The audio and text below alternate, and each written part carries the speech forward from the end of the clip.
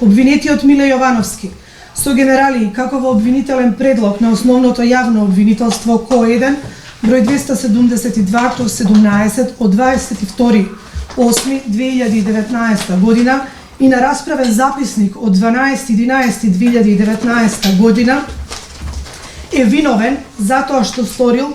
на ден 7.1.2017 година околу 16:20 часот на улица Варшавска број 24 во дворот на куќата број 9 В/3 од Скопје со умисла тешко телесно го повредил оштетениот Виктор Стојчев од Скопје на начин што откако оштетениот пристапил со своето возило, патничко моторно возило Джип Широки СВ 2385 ВС со бугарски национални таблици пред својата куќа на горе наведената адреса заедно со неговите две малолетни деца Арон и Максим Стојчеви и сопругата Мери Стојчев, забележал дека патничко моторно возило BMW X5 со кафеава боја е паркирано пред влезот од дворот, па откако ја употребил сирената и неговата сопруга задзвонила кај обвинетиот, сведокот Бојан Јовановски, син на обвинетиот Миле Јовановски, излегол и го поместил возилото, пошто настапила меѓусебна вербална расправија околу паркираното возило.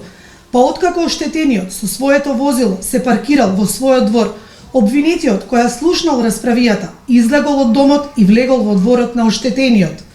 Се доближил до возилото на оштетениот и ја отворил левата врата од возачкото седиште и со десната рака го удрил оштетениот со тупаница во пределот на лицето. Па откако оштетениот излегол од возилото, продолжил да го удира со нозе во пределот на левата нога и со рацете во пределот на вратот.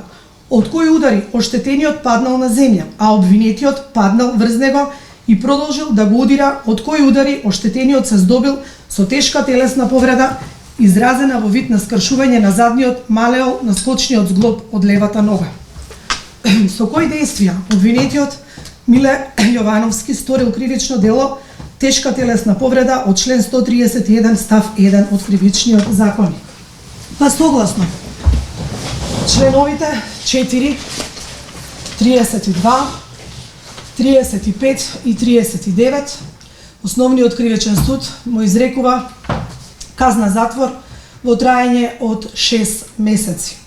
Согласно член 114 од ЗКП, оштетениот Виктор Стојчев за предјавеното имотно правно побарување го упатува на редовна граѓанска парница. Согласно член 105 став 1, обвинетиот се задолжува да ги надомести и кривичните трошоци на оваа постапка, кои ќе бидат подробно образложени во писмениот поправок на првостепената пресуда. Судот накратко ќе образложи пресудата, ќе ја добиете и во писмена форма, ќе ја има и на страната на судот објавено, ги ценеше отежителните околности и олеснителните околности, отежителни видот и карактерот на кривичното дело, степенот на кривичната одговорност,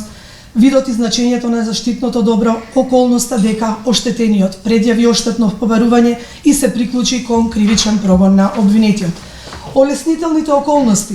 дека обвинетиот не доаѓал во судир со законот, истиот е неосудуван, не се водат постапки за друго кривично дело. Фактот дека го призна кривичното дело што укажува на околноста дека е свесен за превземеното